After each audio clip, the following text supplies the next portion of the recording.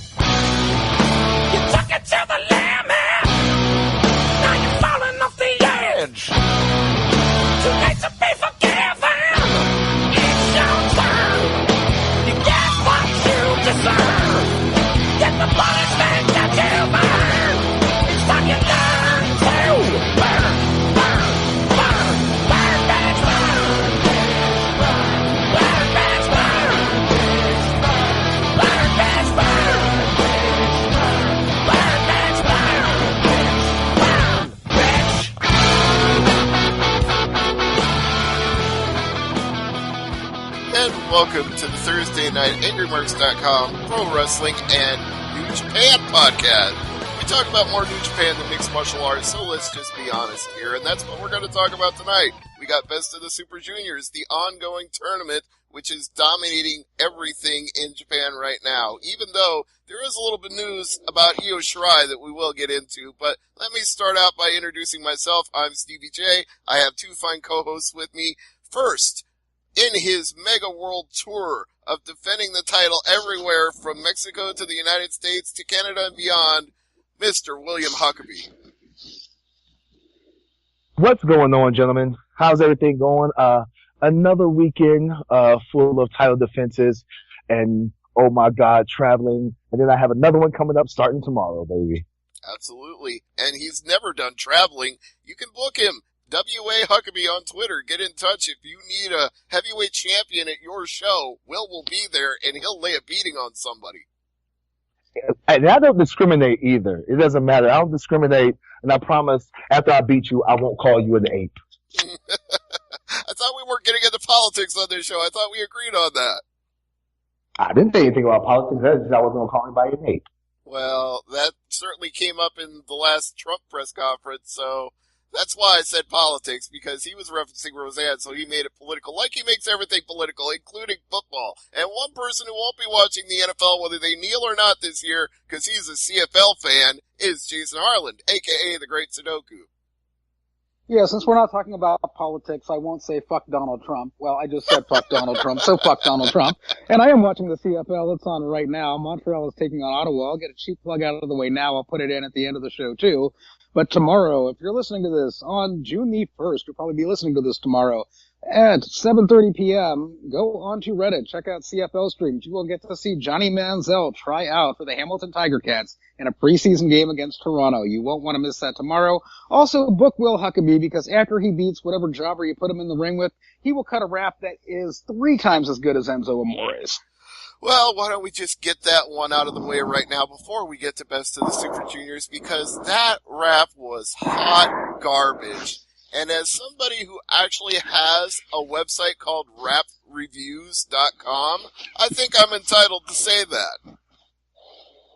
Look, man, first of all, okay, he would never win a Grammy Award for Best Rap Album of the Year, but he did pop me several times on that song. You know what I'm saying? And like I put on my social media, no, he's not good. No, he's not great, but he's better than most of the mumble rappers that are out right now. Okay, well, Enzo has always been about the pops. That was his whole gimmick. He's no kind of wrestler and never has been, but he could always come up with a punchline to make you laugh. So the fact that he can come up with a few punchlines in a song that really isn't a good rap really isn't a surprise. Look, I'm just saying. Obviously, I can't say my favorite line in the song, but there was some redeemable qualities to the song, to his rap. He did put over the fact that he supports, the Me Too movement and stuff. But like a lot of people that were saying, a lot of people said, including myself, for anybody who falsely accuses somebody of sexual assault or any other kind of sexual inappropriateness, you need to pay, whether it's monetary, whether you get locked up or something. Like, it's not cool to accuse somebody of sexual We don't know that it was a false accusation. There just wasn't enough evidence. They didn't theme that she made a false accusation. There just wasn't enough evidence to prosecute. Right.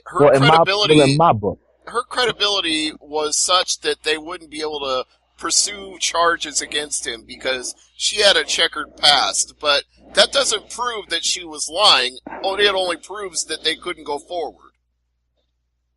Well, in my book, no charges means you didn't do it. I think there's still plenty of evidence that he and her were in a hotel room together with a shit ton of drugs. Whether or not they had, quote, consensual penis, unquote, is a matter of debate. Look, that's the only, okay, out of the entire Enzo situation, that was the part that really messed me up because nobody said anything about the fact that not once has Enzo ever denied not taking any of the numerous drugs that they said they took in that hotel room. All he said was, I didn't sexually assault her. I didn't rape this chick. Not once did he say, I didn't do any heroin. I didn't do any meth or whatever drugs they had. It's like, there's no process drug test. Like that is the one thing that if I was working for WWE, that would be the question I would have asked. Like, okay, say you just raped, what about the drugs? I think we all have to agree that there was nothing good going on in that hotel room, and it would have led to him being fired, whether or not what he did was consensual or not. I just think that him going out there and saying, attack my accuser, put her information out on social media, discredit her, smear her, harass her, and ruin her life, makes him a disgusting individual. Whether or not he actually raped her, now let me finish. Whether or not he actually raped her, which is a disgusting fact in and of itself, the fact that he would have people publicly shame and ridicule and ruin her life in retaliation makes him a low-life individual. Well, I mean, that's basically what she did to him. You know, she smeared his name and had people ridicule and talking about him and stuff. You know what I'm saying? So it's, you know, a tit for tat. But this, it's not tit for tat. This is why he can't be Me Too, because Me Too is about women being silenced when they are raped and sexually harassed and molested and assaulted. And that's how you silence women, is by having them be doxxed, harassed on social media, followed at their work, bothered everywhere they go with their kids and whatever. You know, this is how women are silenced, is exactly what Enzo Amore is proposing that people do to her. Well, what do you do to the women who falsely accuse these gentlemen of this stuff, though?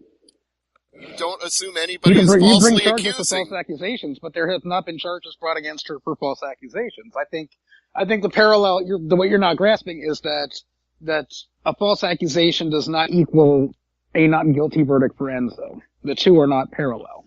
And if he has a case, then he could sue her for defamation like Dr. Chris Amon is suing CM Punk. Well, okay, I will concede on that. Speaking of which, since I already put it out there, what do you guys think of the developments in the trial this week? Jason, I'll start with you. God, they just keep going on and on. Well, at least it seems like Colt Cabana and CM Punk are getting along. Yeah, that's true. They're very cordial and friendly, so that's a good thing. That's the positive, but my goodness, it just goes on and on and on and on. And how has this doctor been defamed? I'm not understanding this. Boy, I'm glad you said that, because I'm listening to his testimony, or I should say, reading the testimony and listening to it in my head to be more clear about that. But he says that none of his practice has been affected by any of CM Punk's comments on the podcast. He hasn't suffered any loss of work. He's still gainfully employed by WWE. Where is the actual damages that he suffered as a result of this? It's more like, I got butthurt, and now I'm suing you because I'm butthurt. Exactly. It's like I'm reading through your posts on the thing there, Stevie, on AngryMarks.com, and it's like I'm thinking, you know, when is CM Punk's attorney just going to go, objection, Your Honor, relevance? Well, the relevance here is that he's got a wealthy backer, i.e. World Wrestling Entertainment is paying his lawyer bills behind the scenes, and they just want to stick it to Punk by making him pay as many legal fees as he has to. So they're going deep pockets here to run him through the ringer, even though Dr. Chris Amon really doesn't have a case. Yeah, and hopefully CM Punk will be exonerated and nothing will come from this other than him losing a shit ton of money because WWE is petty, but it doesn't seem like there's a case to be had. I mean, I've been reading and there's been a ton of shit drudged up, but What does it mean? What does it all mean? I don't get it. Well, the thing they're seemingly trying to stick to is that nobody could find the lump on his back that he talked about where he had the staph infection.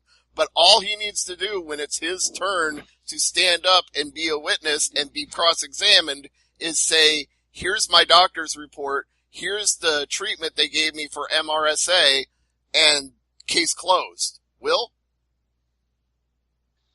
Yeah, to me, this just seems like, once again, this is just Daddy Vince being petty as usual. You know what I'm saying? Like, there's really no sense for this to even actually see the light of day in court. It's just another way of Vince sticking it to CM Punk because, for a number of reasons, I think he's still mad that CM Punk walked out. I think that it might be the fact that, you know, the fans of WWE still chant for CM Punk. I think it might be this whole situation with All In. I think there's so many numerous reasons why Vince McMahon wants to stick it to CM Punk. But I hope that once, you know, this gets in front of a judge and the judge sees the lack of evidence, that he turns around and he punishes, this doctor and by default WWE for bringing a fraudulent case to court.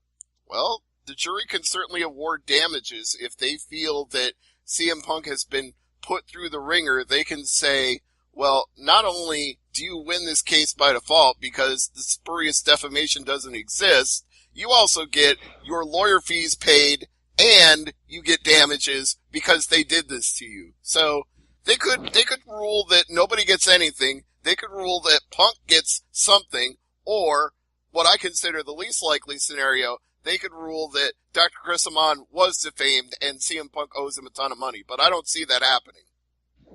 Now, here's my question I have to ask. Because I've listened to the CM Punk podcast on Colt Cabana. I listened to his interview on Colt Cabana's podcast. On the Art of Wrestling podcast, yes. Yes. But I can't remember. Did CM Punk walk away from all of his royalties and stuff, or does he still get royalties from WWE? I believe the settlement that they agreed to when he walked away was they couldn't sell his merchandise without giving him royalties, but they weren't going to be making new CM Punk merchandise. They were just going to sell off what they had. But what about as far as, like, you know, him appearing on, like, videos and the WWE Network? Do they get royalties for that stuff? Like, if a DVD is sold and he was performing on that DVD, like a WrestleMania DVD, does he get royalties for that? DVDs, yes. WWE Network, no. Because remember, Raven and Buff Bagwell had that lawsuit against WWE for what they claimed were unpaid royalties from their appearances on WWE Network. And Raven, of anybody I've ever seen try to get this across, actually had a case because his contract said electronic transmission and other forms of media not yet known at the time. So he was predicting the WWE Network in his contract, and he still couldn't get a settlement with WWE out of that. Wow, that is ridiculous. Well, I guess that's what money buys you. Money can buy you the best lawyers and the best loopholes ever, I guess.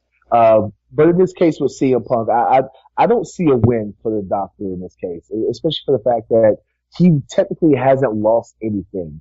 He hasn't lost any prestige. He hasn't lost any clients or customers, any patients. None of his practices are closed down. So, I mean, you know, he really hasn't lost anything. So there's nothing that CM Punk or the jury can award to him from CM Punk that would make him quote unquote whole again. Right. And one other thing that you didn't mention that kind of relates to that is a lot of people have said, well, his malpractice insurance premiums went up. But the problem is you can't prove that that's damages because every doctor's malpractice insurance premiums have all gone up because of the cost of federally mandated health care. So you can't prove that his went up more than anybody else's. Exactly. But I'm pretty sure they'll try to find a way to say that's the reason why. Well, it's funny because they haven't yet. If you look through the last 3 days of trial notes, they haven't mentioned that once. And it may be because they realize they don't have a case on that claim. I don't really want to read through all the trial notes with you, to tell you the truth. Like, I've been putting warnings in my news updates like, this is really long. You may not want to read the whole thing. I've been saying that. yeah, like, I just really, when you post it and stuff, I really just skim to it for all the juicy stuff. Um, and so far what I've read is there's no case. We just want to be petty. Yeah. Because in his old age, Vince McMahon has become, super, super petty. Well, let's just get off super petty people. Let's get off Enzo Amore being petty and Vince McMahon being petty. Let's talk about something a little more fun, like Best of the Super Juniors. We can do that. Jason, take us through the latest card and talk about how awesome Taiji Ishimori is in general. Let's update, just update from what's happened a week ago, because a lot can happen in a week. And hey, Tiger Mask is still at 6 points. Yay, he hasn't won since last week. Thank you. You predicted that, so that came true. Damn time, yeah. Let me go through the blocks first, and then we'll get to some of the matches over the past week, because things are very interesting. In Block A, we have a tie at the top with one match left to go. We have Taiji Ishimori and Will Ospreay. We have the champ and we have Taiji Ishimori, both tied with 8 points. Either of them could win it. Unlikely, but we could have, a 6-way tie for first place if Yo wins, Bushi wins, Flip Gordon wins, and Tiger Mask win, because they are all at 6 points. If they all win and Ospreay and Ishimori lose, we could have a big old logjam at 8, but New Japan does not like to do ties in the block finals, so you will likely not see that. Rounding out the block, you have King of Boring Style Kanemaru at 4. Why he has 4 points? He should have 0. And ACH at 4. ACH should definitely finish ahead of Kanemaru, because Kanemaru is easily the worst wrestler in either block. All right. And his matches have played out that way. I don't disagree one bit. Now, Block B is a bit more interesting. I haven't seen today's action. Including today, there are 2 matches left, but talk about parity here. We have 4 guys atop Block B, each with 6 points. Dragon Lee, Hiromu Takahashi, Kushida, and Marty Scurll. The rest of the other bottom half of the block is only 2 points behind at 4 points. Chris Sabin, El Desperado, Ryosuke Taguchi, and Sho all have 4 points. This is the big complaint I've heard about this block, and you just named it, parody booking. I even heard Dave Meltzer use the word parody in his latest podcast with Brian. He said, there's just too much parody in the block, and I don't like it because it doesn't establish anybody as a star. You really have to understand how New Japan works. You really don't make a star here. I mean, it's kind of like the G1. You make yourself a star in individual matches. You shine in those matches and you elevate your status. But really, it's about elevating 1 or 2 guys who make, the Block A and the Block B final and putting them against each other in that final match. I get that, but I can also take his perspective as somebody who's been watching Japanese wrestling for a really long time, that sometimes it's nice to see one guy just go all the way to the top and nobody be able to catch him and just run through a tournament. But by this point in the tournament, we can pretty much safely say it's going to be one of the people with 6 points. It's going to be Marty Scurll, Kushida, Hiromu Takahashi, or Dragon Lee that wins Block B. I'll get into my philosophy for this here. In Block A, it's going to be Ospreay or Ishimori. I think it's going to be Ishimori because what fun is it to have the champion come out and win a block. I don't think Ishimori is going to win the finals, however, because he already has a victory over Ospreay. He can cash in on that victory without having to win Best of the Super Juniors, which opens things up in Block B, where I think the winner is going to come from. You've got Marty Scurll, who I wouldn't want to see him go up against Ospreay again. We've kind of just seen that. My biggest fear is they give this to Kushida. Fuck that. I don't want to see Kushida take on Will Ospreay. That is the most safe, boring fucking booking you could do. The last 2 people on the block are the most interesting booking you could do. Hiromu Takahashi, who could give Will Ospreay a run for his money. Or if you really want to show the world you have big cojones, have Dragon Lee win Block B and win Best of the Super Juniors. Because holy shit, would that ever elevate Dragon Lee's status, both in Japan, in Mexico, and around the world.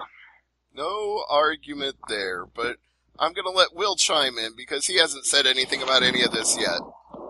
Well, first of all, huge shout out to my homeboy ACH. Even though you can't tell from his standing in the points, like ACH has been doing really, really good. And I feel like the Japanese fans have really taken to him. He's been having, even with Kanemaru, had a solid match. And like I said, like Jason said, we can all agree he is the most worthless born person in the entire Super Junior tournament. And they even had a solid match. There's something else with ACH I wanted to mention too, that he really seems to love being there in Japan. There's just something about him that kind of elevates him to another level, and you just kind of see it in his face that he just enjoys the hell out of being there in Japan. Exactly. If you follow him on social media, you can really tell that he's having the time of his life and stuff, and he's really appreciating being in this tournament this year as opposed to last year. But Ishimori, I feel like he should be undefeated at this point in the tournament. Like, there's no reason. He's the most physically imposing Super Junior heavyweight in New Japan, if not the entire world. Like, there's very few junior heavyweights who are built like him with his athletic ability and agility. And why does he have a loss to Kanemaru? That's fucking stupid. I was just about to say the fact. I feel like his loss to Kanemaru was more of a humbling experience. Like, hey, look, yeah, you're hot shit, and yeah, you're gonna be a talk of the town, but just to drop you down a notch, we're gonna let you lose to the worst person in the block. I think you need to do that. I think the rest of Flip Gordon was enough to do that without hurting any credibility of Taiji Ishimori. Where you have him lose to Kanemaru, and it's like, you losing to the old boring guy. What the fuck?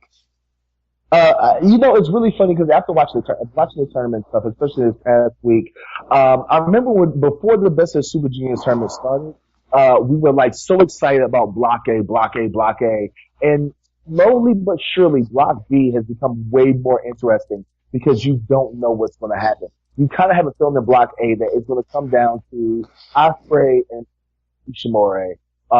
They might possibly turn the tables on us. There's no way that Flip Gordon can win right now, can he?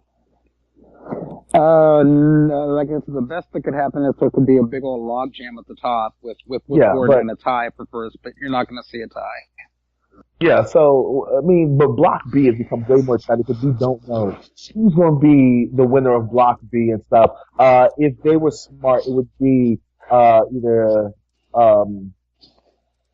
the Chicken Tom Bomb or Dragon Lee. In my opinion, those two guys are the most exciting guys to watch. And no matter who you pair them up with, whether it's Ospreay, whether it's Ishimori, it's going to be a match of the year candidate. You know what I'm saying? Like, that match is going to blow the roof off the building. And to your point there, last Friday's match with Dragon Lee and Hiromu Takahashi did not fail to disappoint. That may be my favorite match of the tournament.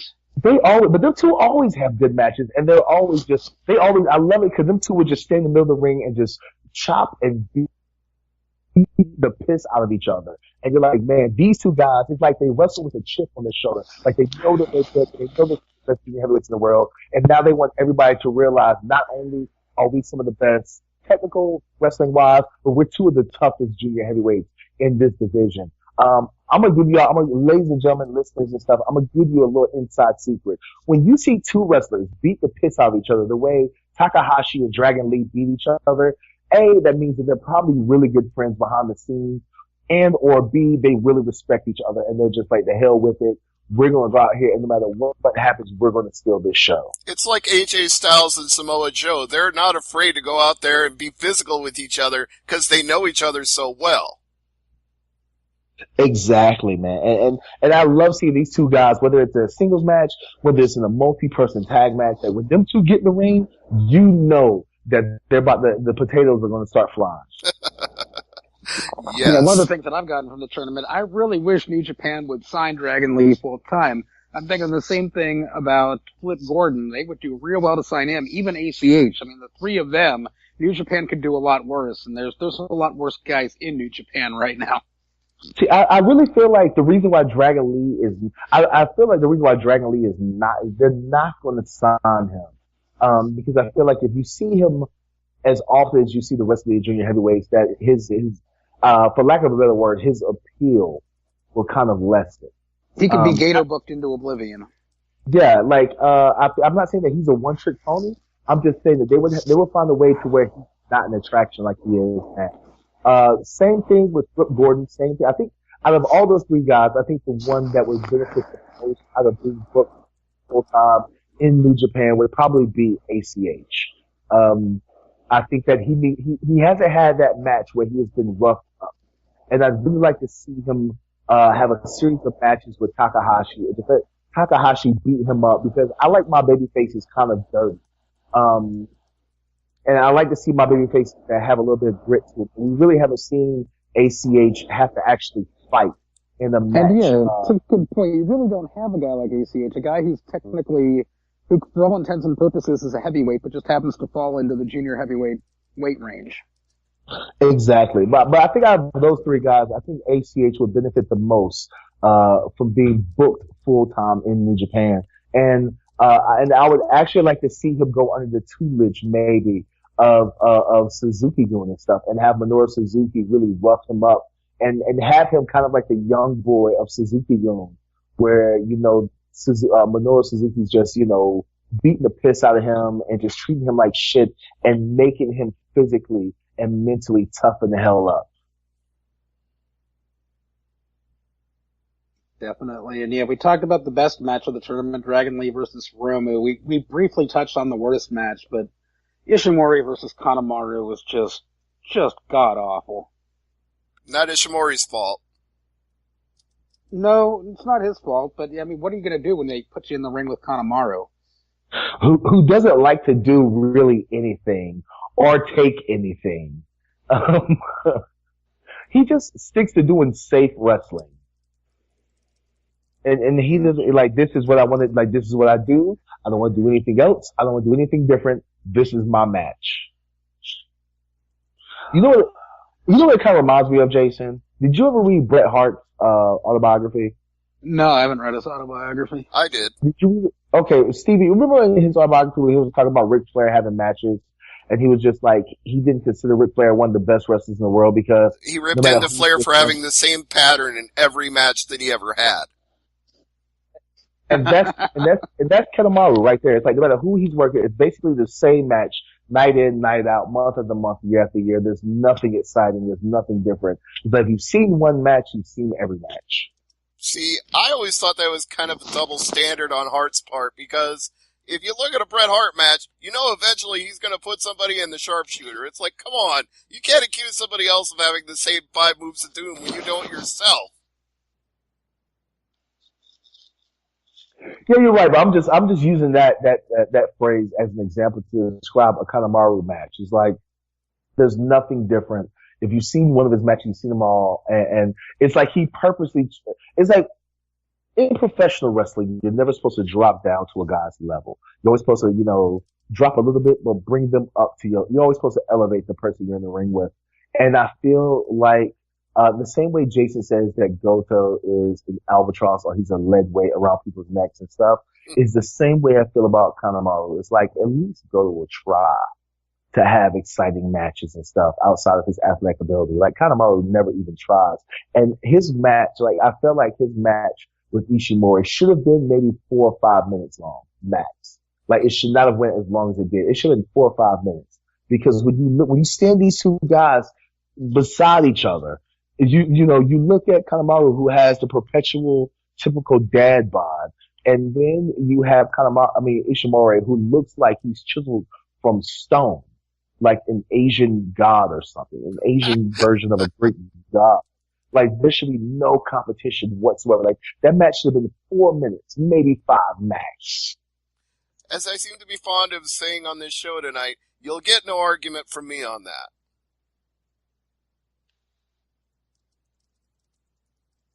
All right, go ahead, Jason. What else is there, Jason? I'm going to, just go over some of the matches that I like from the past week. And then one guy who has consistently just given good performances is the champ, Will Ospreay. The champ is here.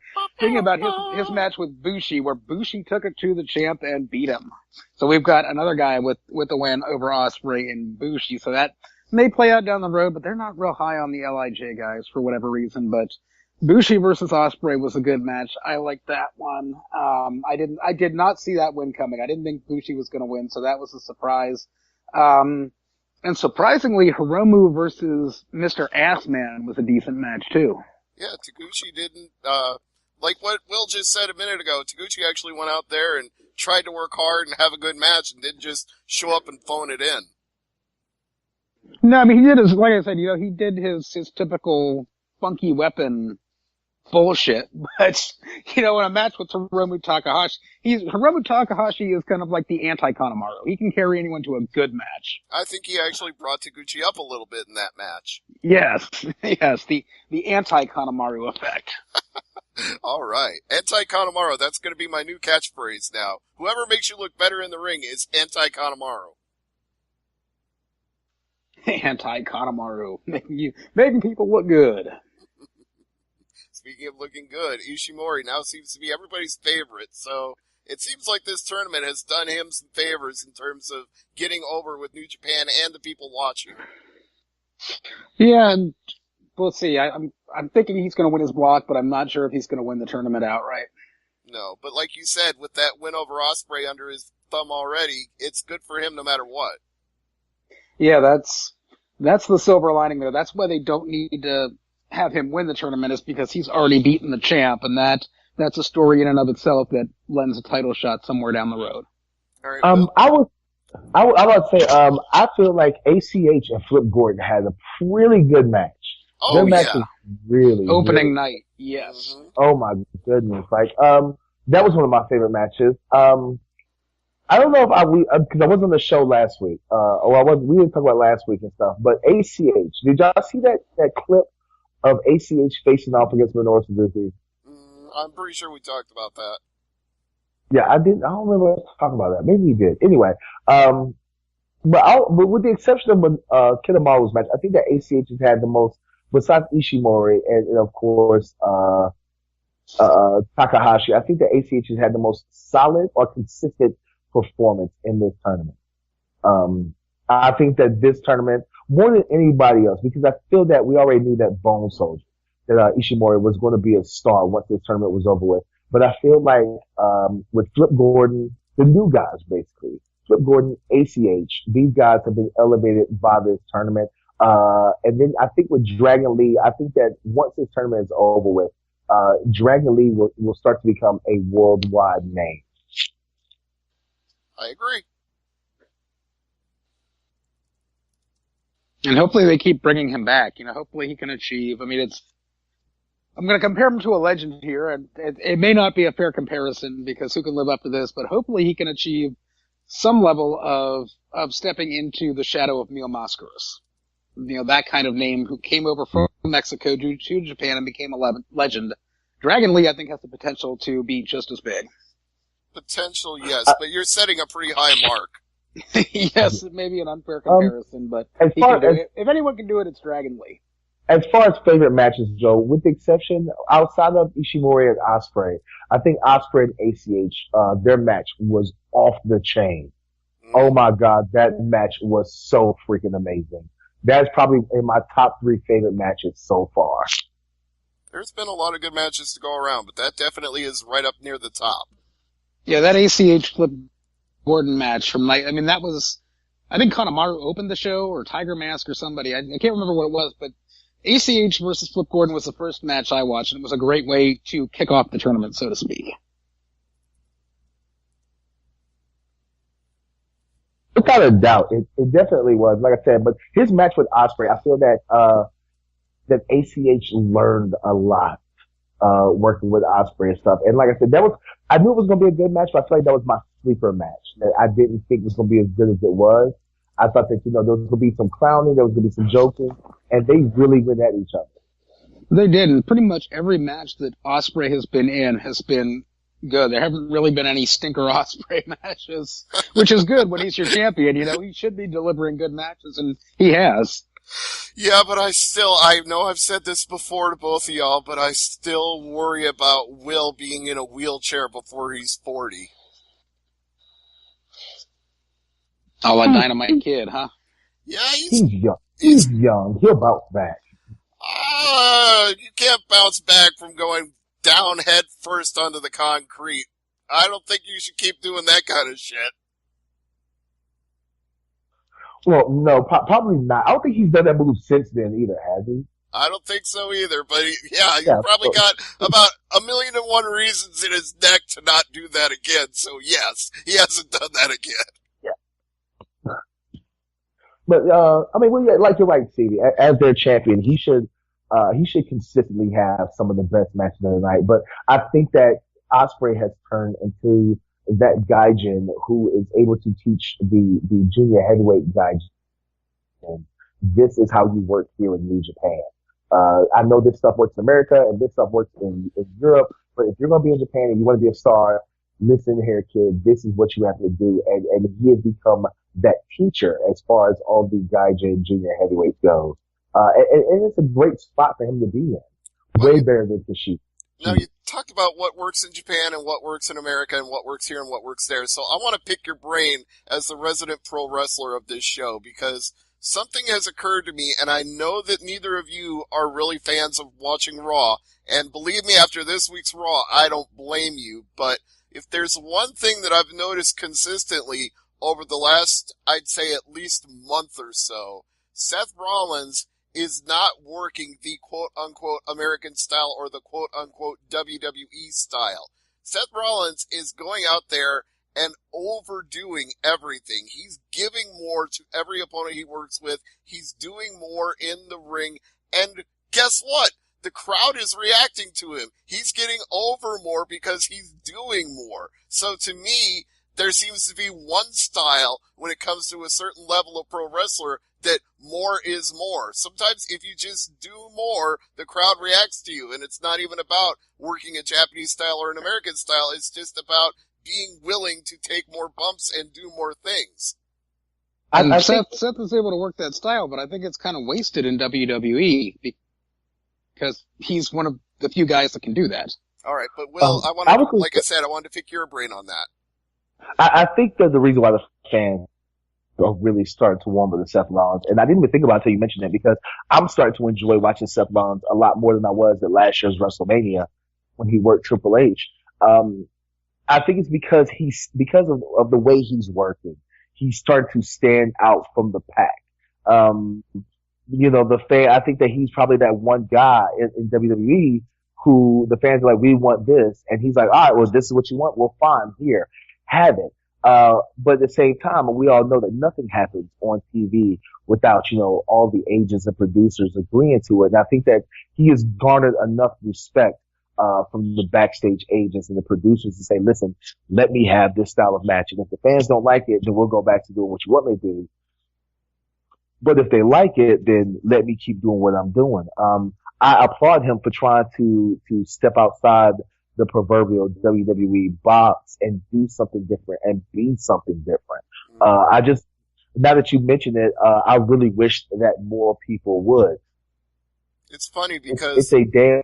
Yeah, like you said, there are more people. Yeah.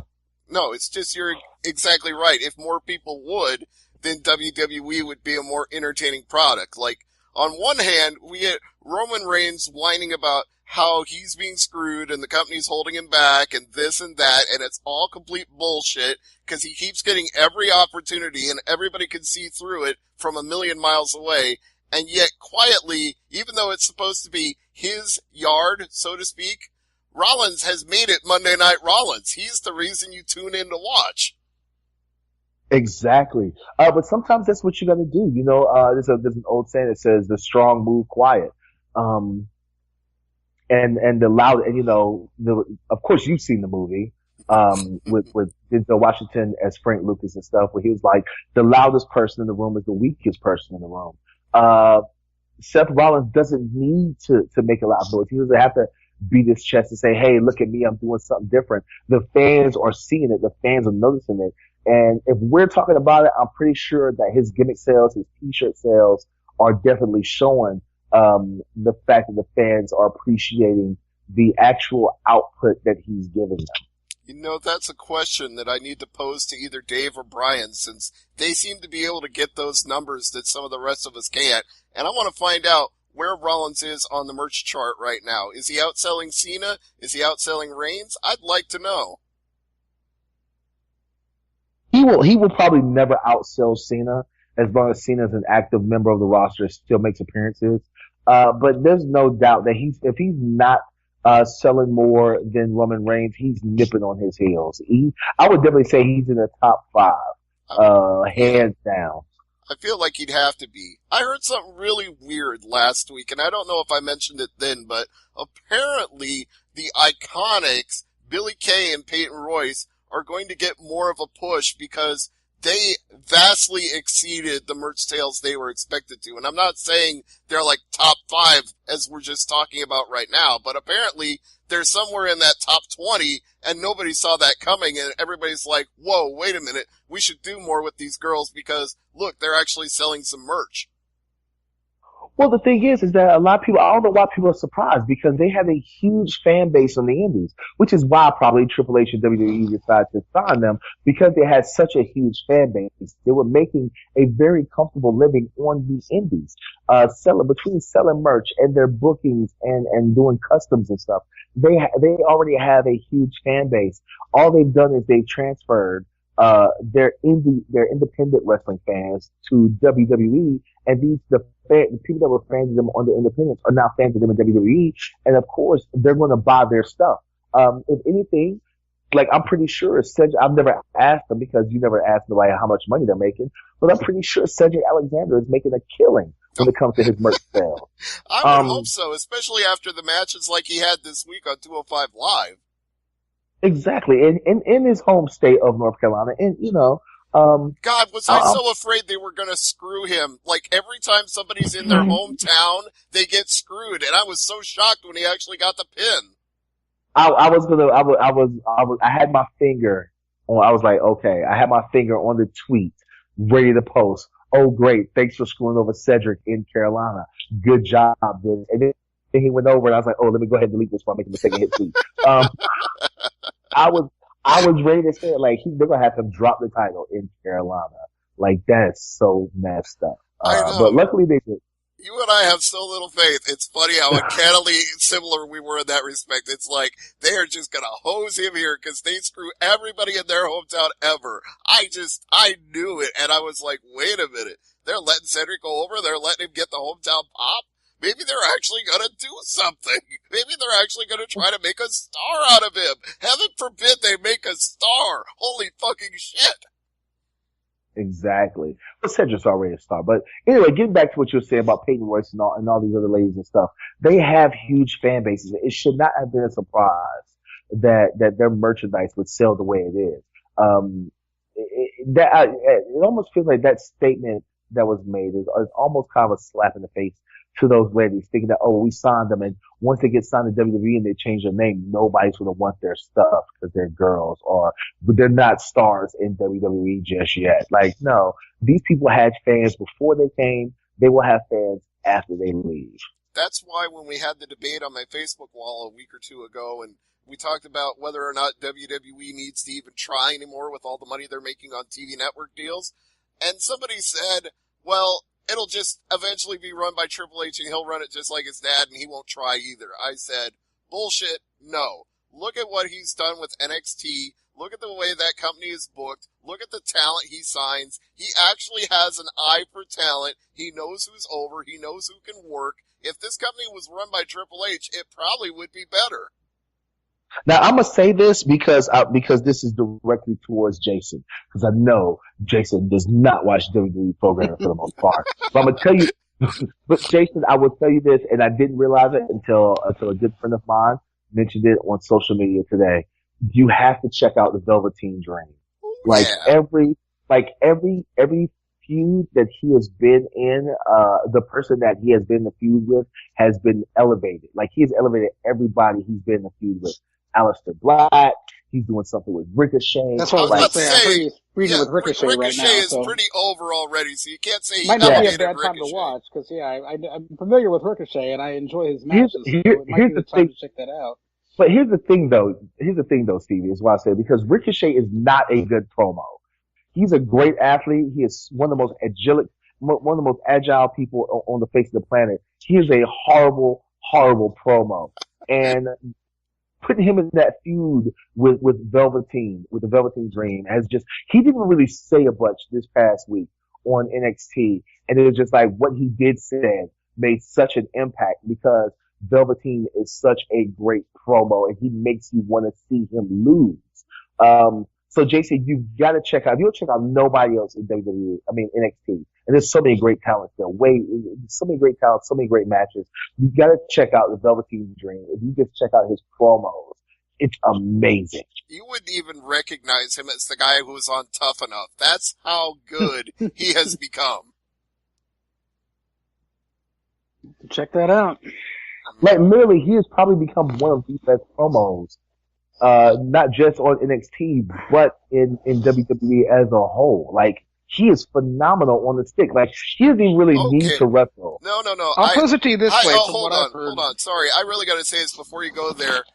He's not a better promo than Samoa Joe was on SmackDown this week. Joe owns promo of the week. I didn't see that yet, so I have no idea. Go out of your way to listen to it, because when he opens his mouth and starts talking about Daniel Bryan and making Bernie cry, it is gold. It is some of the best heel stuff I've heard in ages. Oh, well, I will take a listen then. I'll do that once we get in recording, I will check it out. All right. Now, I do apologize for interrupting. What were you going to say, Jason? What I've been hearing, and I'll pose this to you since I don't watch, is big question that I've been hearing going around is who has more potential on the main roster, Ricochet or Velveteen Dream? In terms of getting over as a quote sports entertainer unquote, it's probably Velveteen Dream, even though Ricochet is the better worker. Yeah, I would definitely go with Velveteen, because he just has that chameleon effect to where he can probably work with anybody, whether face or heel, and he can work with any type of baby face. He can work the opening curtain jerker, and he can work the main event. He just has that much talent, not only in the ring, but also on the mic to talk people into the building. I would say Ricochet's best role, and I hope people don't think I'm pigeonholing him or making him lesser by saying this, would be Cruiserweight Champion. If he was on 205 Live, you could count on him to not deliver the best promo, but you could count on him to have, like, the show-stealing match and be the guy you would tune into 205 Live to see. Can you imagine a series of matches with him and Cedric? Oh, that's what I'm dreaming of right now. That's what I want. Oh, man. So they have so much backstory. So that match was correction. That feud would only be good if they brought their real lives into it. Well, and I think that's why the Joe thing is working right now with Daniel Bryan, because he keeps hinting at it in his tweets and his promos that they have a long history with each other. I believe one of his tweets was even like, I've beaten you once before. So he's putting it out there and reminding people that he and Daniel Bryan go way, way back.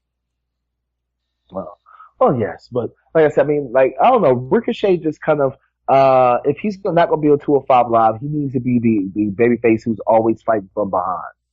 He needs to be the babyface who's always who's always chasing somebody. True.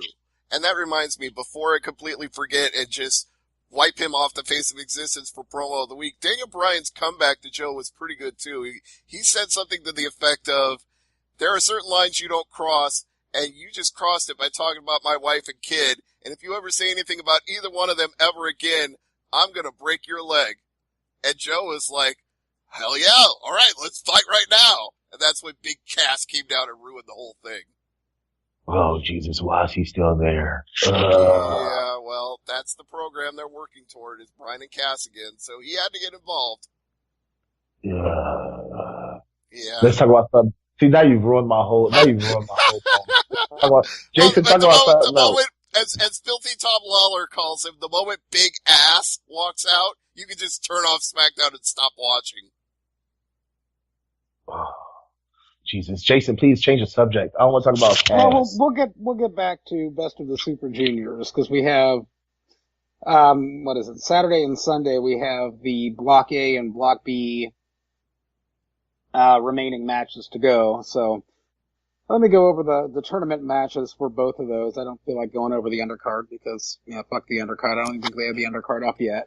But yeah, we'll go with Block A. Block A, we have Tiger Mask versus ACH. Not much at stake there.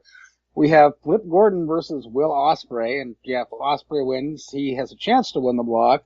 Taiji Ishimori is taking on Yo, and Ishimori has a better chance of winning the block because he already has beaten Will Ospreay, so if they end in a tie, Taiji Ishimori would win by virtue of the tiebreaker. And we have King of Boring taking on Bushi. Yay.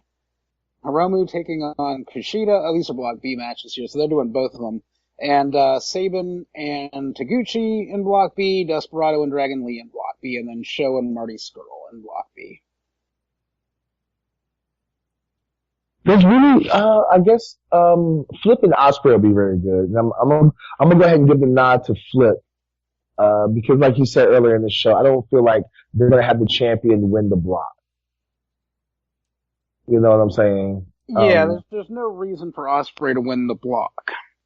And he's already the champion, and I mean, if he's gonna win the block, then you have to have him win the tournament, and then he gets to pick his challenger, and that's kind of unprecedented. Yeah. And then, as far as Block B goes, I don't know. Like, it's, Block B is a one more fucking Block B mess. show on Saturday, but yeah, Block like, B is a big old mess. It's all over the place. Like, there's really, like, oh, I'm gonna give the nod to something. Like, you really can't until after that. Like, you gotta go, like, well, they have 2 more shows left in Block B. Yeah, there's 2 shows left for Block B. The one on Saturday, the Block B matches before the finals are Chris Sabin versus El Desperado. Yeah, not looking forward to that. The one that might be a sleeper match here, Taguchi versus Marty Scurll, that has the possibility of being very good. 2 guys who can work a comedic style, but can also work very hard in the ring. They're gonna go the comedy route with that match. We have Hiromu taking on Sho, which should be solid. 2 solid workers there. Mm-hmm. And Hiromu, kind of like Ospreay in the other block, is able to carry anybody to a good match. And Dragon Lee versus Kushida. So please, Dragon Lee, pull a good match out of Kushida, but Kushida needs to lose. I'm gonna call that the Botchamania match of the tournament. Uh-oh. Timing's gonna be off, huh? Timing's gonna be all off. Like, Kushida just has a bad track record with luchadors. Like, as far as timing goes, he just has, like, bad outings with luchadors. I'll just be the odd man out then and call that a potential best match of the night. Okay. It would either be the best match of the night or the worst match of the tournament. Ooh. It can't be the worst match of the tournament. Kanemaru isn't it? I know, King of Boring That was style. Taiji Ishimori versus Kanemaru. You're not going to beat that for worst match of the tournament.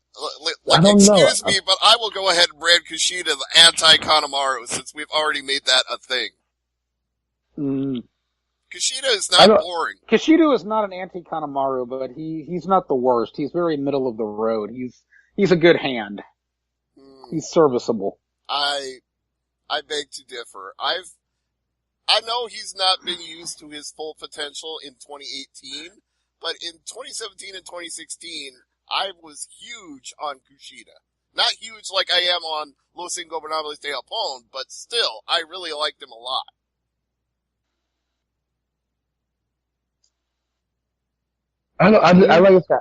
I just don't know. It's either going to be one of the best matches of the tournament, or it's going to be Botchamania.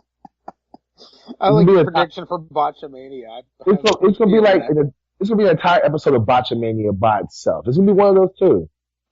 All right. Well, before this show becomes Botchamania, we should probably go ahead and do some cheap plugs and wrap it up. So, Will, let's start with you. All right. Well, as usual, catch me every week on this network. With Mika Villas on the Wrestling Nerdcast. We just had a really good, heated debate about all things wrestling this past week.